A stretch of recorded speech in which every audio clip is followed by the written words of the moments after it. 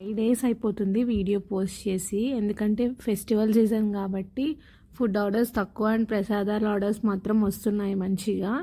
And ఈరోజు orders వచ్చేసి dry fruit laddu, sesame laddu and అలాగే veg dum biryani, veg manchuria and chicken pickle కూడా చేసాము. ఈ చికెన్ పికిల్ నా ఫేవరెట్ పర్సన్ ఆర్డర్ చేసింది, నవ్య అక్క. సో తనకైతే చేసి ఇచ్చాను. బట్ కొంచెం లెమన్ ఎక్కువైంది అని చెప్పారు. అప్పటికప్పుడు చేసి ఇవ్వడం వల్ల ట్యాంగినెస్ కొంచెం ఎక్కువ అనిపించింది.